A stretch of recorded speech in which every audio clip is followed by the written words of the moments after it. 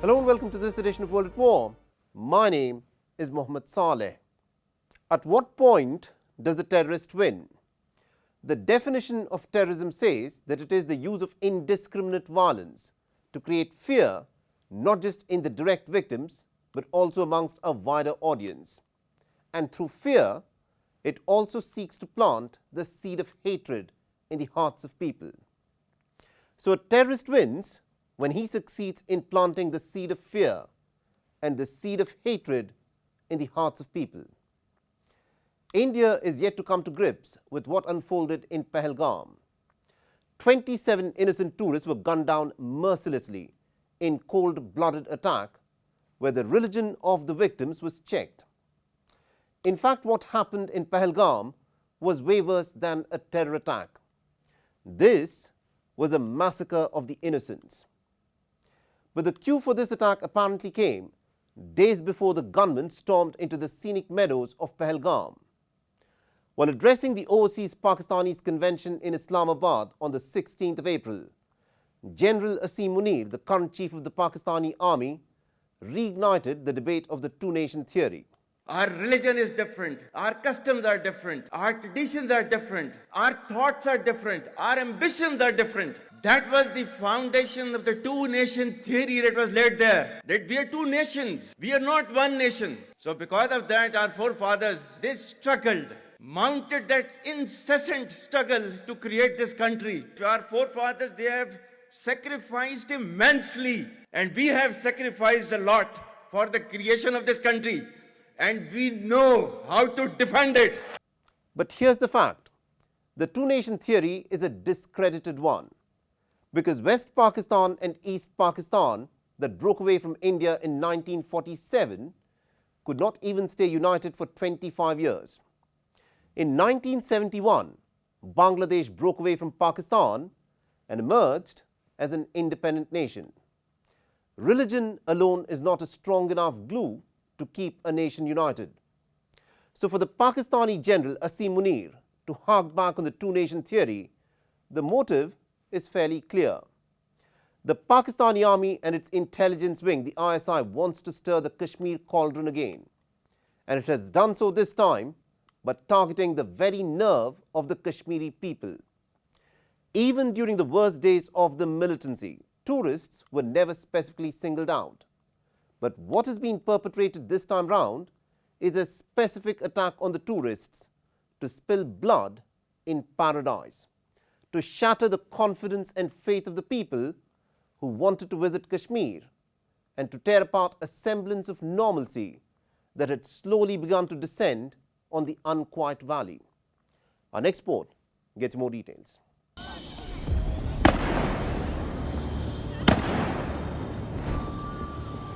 The attack began at about 2:30 p.m. in the afternoon.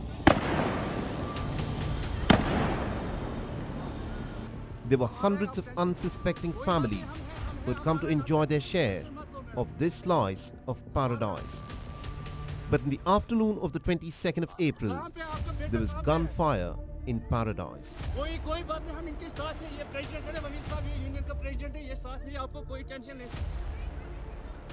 There was immediate pandemonium.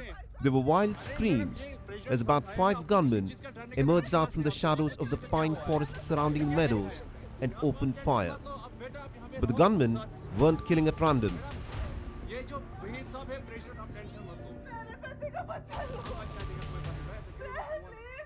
The religion of the tourists was being asked, and then it was predominantly the men folk that were being gunned down. I was here, we were eating bhel puri. My husband was standing by my side. One man came and he shot him. He said, perhaps he is not a Muslim, and then he shot him. The attack went on for several minutes, and by the time the terrorists again melted away in the thick jungle surrounding the meadow, 27 tourists had been killed and dozens more had been injured. Those who lost their kin in the terror attack were inconsolable in the aftermath of the tragedy. The local Kashmiri folk were the first responders in the aftermath of the tragedy. The Kashmiris carried the injured tourists on their ponies and even on their backs. हम पहुंचे हमने जहां पे जो वहां पे जख्मी देखा है उनको हमने पानी पिलाया We all came, reached the spot, and helped a lot of people move on ponies. We carried people on our shoulders, those who could not walk, and we gave water to a lot of people, as humanity comes first, and then religion. And they were our guests, and it was our duty to help them, and our livelihoods depend on them. When we saw them, we asked them not to panic, and we carried them on our shoulders to the hospital. ताकि वो लोग हमारे मेहमान हैं, हमारा रोजी रोटी उन पे चलते थे. All the injured were rushed to the nearby hospitals for medical help. Based on eyewitness accounts, the security agencies released sketches of the attackers along with their names. The security agencies then swung into action. A massive manhunt has been launched to capture the perpetrators of this gruesome terror attack, in which innocent, unarmed civilians who had come to the Kashmir Valley had been attacked.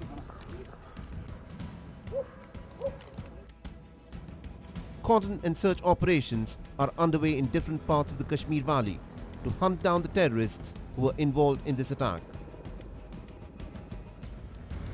An offshoot of the Lashkar-e-Taiba, called the Resistance Front, has claimed responsibility for this terror attack.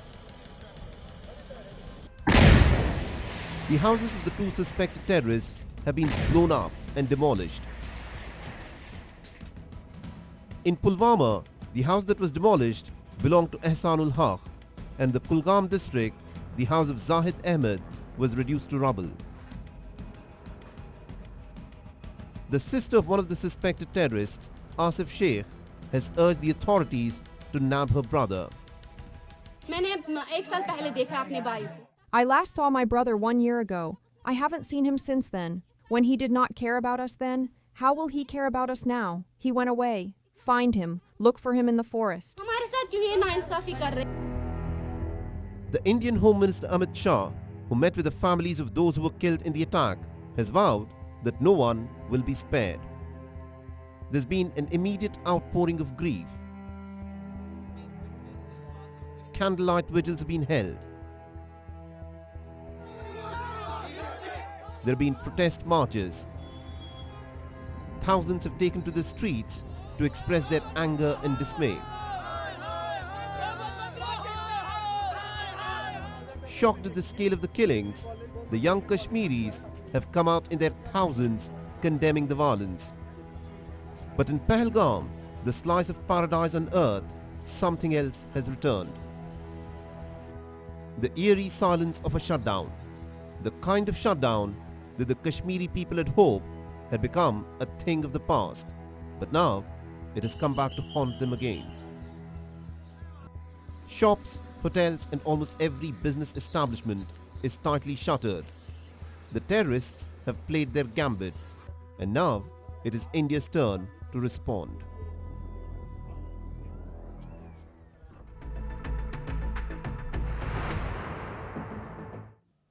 Terror attacks affect people on a fundamental level. Those who get killed are not mere statistics. A bright young naval officer on a honeymoon, a businessman holidaying with his wife and children, and a Kashmiri youth who was the sole breadwinner for his family were amongst the victims of the worst terror attack on civilians in the country in nearly 2 decades, in which at least 27 innocent lives were lost.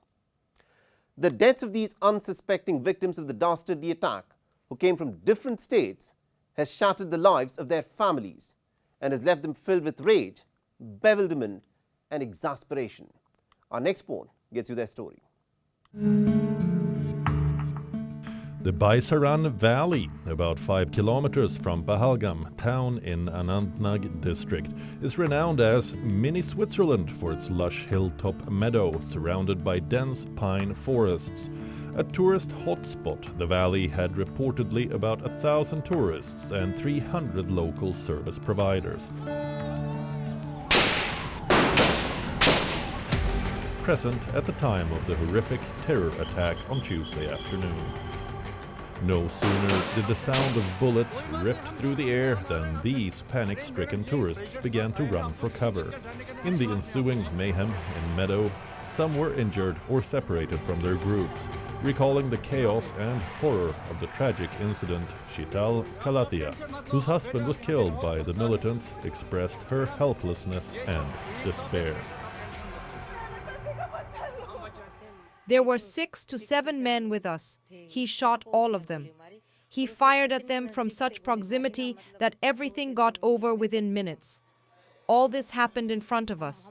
My husband's head was on my lap and my children were beside me, but I could not do anything to save him. The inconsolable widow also lamented the fact that despite such large number of tourists, the security arrangement was glaringly inadequate. I am surprised by the fact that despite the presence of such a large number of tourists, there were no police or army personnel present. Reportedly, the heavily armed attackers roamed round the grasslands for 20-odd minutes and fired 60 rounds of ammunition but did not shoot women and children. In the city of Balasore in Odisha, Prashant Satapathy received last rites as his family mourned his death. Prashant was hit by a bullet as he, accompanied by his wife, was alighting from a ropeway. My brother will now sleep forever. What can I say? I will never have him back, and this is the truth. I am proud that my brother was such a man that so many people have showed up to pay their respects at his funeral. A pony ride operator from Pahalgam, Adil Hussain Shah, earned his living ferrying tourists from Car Park to the Baisaran Valley. As the militants gunned down the tourists, Adil pleaded with militants to spare tourists.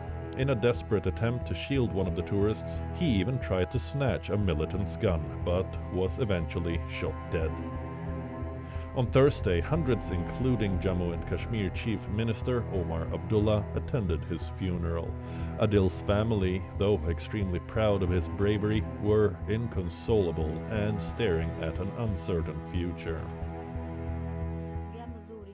My son went to earn a living. He tried saving lives, but he lost his own.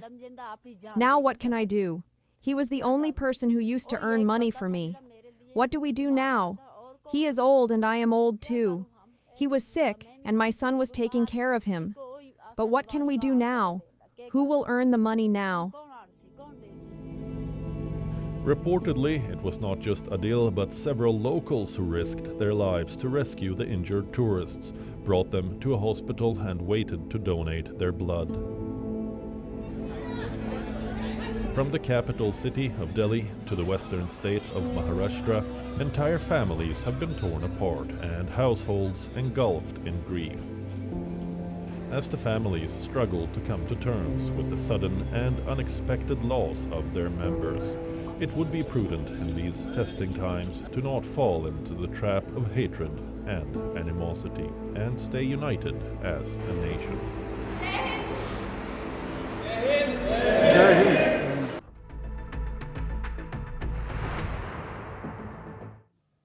In the aftermath of the Tuesday bloodbath in Pahalgam, relations between the nuclear rivals, India and Pakistan, have plunged to their lowest level in years. Troops from the neighbouring countries have exchanged limited firing of small arms across the line of control, prompting the United Nations to urge the arch-rivals to show maximum restraint. India has put the 1960 Indus Waters Treaty, which governs water sharing of the 6 rivers in the Indus basin between the two countries, in abeyance. The treaty, which has survived 3 wars and frequent tensions between India and Pakistan over the past 65 years, is viewed as an example of trans-boundary water management. Islamabad has warned that any attempt by Delhi to stop the supply of water would be considered an act of war. Our next report gets more details.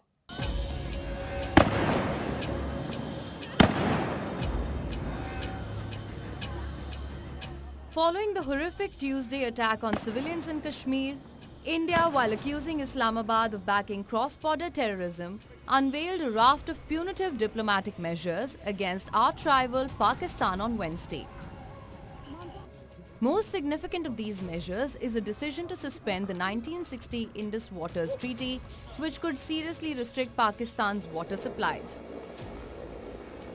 Recognizing the seriousness of this terrorist attack, The CCS decided upon the following measures. 1. The Indus Waters Treaty of 1960 will be held in abeyance with immediate effect until Pakistan credibly and irrevocably abjures its support for cross-border terrorism. The immediate holding of the treaty in abeyance is an unprecedented move, which reportedly India came close to in 2019 following the Pulwama attack, but did not go through with it. In September 1960, following 9 years of negotiations mediated by the World Bank, the then Pakistani President Ayub Khan and Indian Prime Minister Jawaharlal Nehru had signed the treaty. The treaty allocated the three eastern rivers, the Ravi, Basin and Sutlej of the Indus Basin to India, whereas Pakistan in turn was allocated 80% of the three western ones, that's the Indus, Jhelum and Chenab. According to the treaty, India can use the western rivers to generate hydroelectric power and for some limited agriculture, but is prohibited from building infrastructure that restricts the flow of water from those rivers into Pakistan or redirects that water. Noteworthy is the fact that more than 80% of Pakistan's agriculture and around a third of its hydropower is dependent on the Indus Basin's water. India, being the upstream country, has a geographic advantage. Islamabad is particularly angered by the threat to the Indus Waters Treaty and warned India on Friday that any disruption to its water supply would be considered an act of war. Pakistan People's Party chairman Bilawal Bhutto, evidently playing to the galleries, also threatened and challenged India on the matter of the Indus Water Treaty.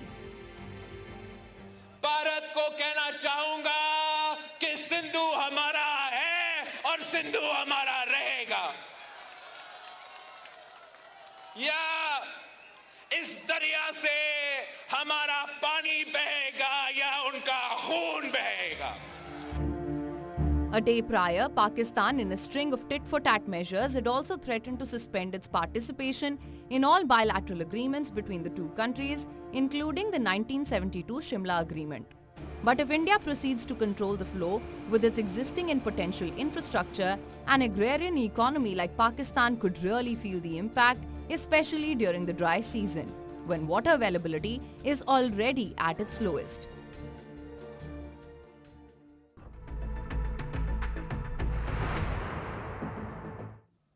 India and Pakistan have fought 3 wars over Kashmir. But sensing that Pakistan may never be able to wrest Kashmir militarily from India, Pakistan has resorted to the use of radical terror outfits to fight its war for it, by fomenting trouble and spreading terror. It was in fact under General Zia-ul-Haq that Pakistan had swung decisively in favor of a policy of radicalization. An estimated 90,000 Afghans, including the likes of Mullah Omar, the founder of the Taliban, were trained by the Pakistani ISI during the 1980s.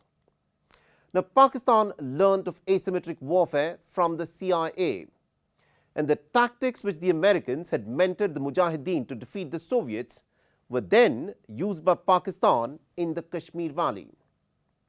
The Tuesday bloodshed in Pahalgam, in which at least 27 civilians were killed in a hail of gunfire, marks the deadliest terror attack against civilians since the 2008 Mumbai terror attacks. Pakistan has backed outfits such as the Lashkar-e-Taiba, the Hizbul Mujahideen and Jaish-e-Mohammed to wreak havoc across India. But the heaviest price due to these terror outfits has been paid for by the people of the Kashmir Valley. This is Pakistan's war by 1,000 cuts. And our next report gets you the details. In his first speech since the Pahalgam terror attack, Prime Minister Narendra Modi, who was in the city of Madhubani in Bihar to launch development projects on Thursday, vowed to punish all those responsible for carrying out the worst terror attack targeting civilians in almost 2 decades. I say this unequivocally. Whoever has carried out this attack, and those who devised it, will be made to pay beyond their imagination. They will certainly pay. Whatever little land these terrorists have, it's time to reduce it to dust. The willpower of 1.4 billion Indians will break the backbone of these terrorists. A day earlier, the Indian Defence Minister Rajnath Singh, underscoring the zero-tolerance policy against terrorism, had struck a similar defiant tone and vowed swift action not just against the perpetrators, but also against the masterminds behind the nefarious act. India is an ancient civilization and a vast nation that cannot be intimidated by such terrorist activities in any way. Those responsible and behind such an act will very soon hear our response, loud and clear. We won't just reach those people who carried out the attack, we will also reach out to those who planned this from behind the scenes on our land.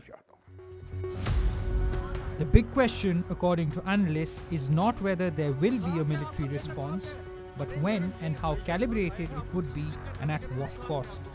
At this critical juncture, perhaps a look back at history will give us a better understanding of the future ahead. On December 13, 2001, 9 people were killed in an armed attack on the Indian Parliament in New Delhi. The perpetrators of the attack, all 5 Jaish-e-Mohammed terrorists, were killed by the security forces. The terror outfits Lashkar-e-Toiba and Jaish-e-Mohammed were blamed by India for the attack. Subsequent to the attack, a massing of the Indian and Pakistani militaries along the line of control took place, and the standoff came to an end only in October next year, following international mediation.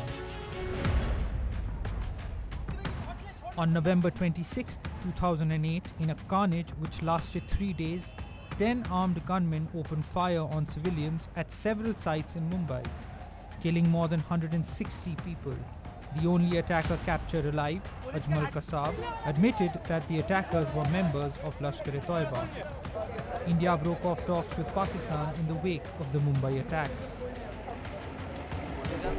On September 18, 2016, in one of the deadliest attacks on Indian security forces in Jammu and Kashmir in 2 decades, 4 militants from the Pakistan-based Jaish-e-Mohammed group stormed an army base in the town of Puri and killed 19 soldiers. 12 days later, the Indian army responded by conducting what it termed as surgical strikes, destroying militant launch pads in Pakistan-occupied Kashmir. Things came to a head in February 2019 when at least 40 Indian paramilitary personnel were killed in the Pulwama district by a vehicle-borne suicide bomber. India responded in the early hours of February 26th, hitting what it called Jaish-e-Mohammed's biggest militant camp in Balakot with airstrikes. It was India's first strike deep inside Pakistan since 1971. Pakistan responded with air raids which led to a dogfight and the brief capture of an Indian pilot, Abhinandan Vartaman. Both sides showed strength, but stopped short of a full-scale war.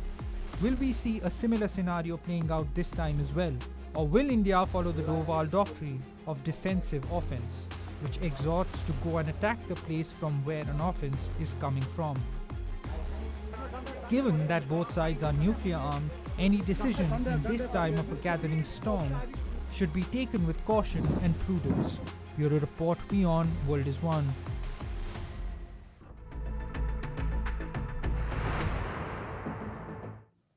At the end of this special broadcast, I want to leave you with the same question that I started with for you to ponder over. When does a terrorist win?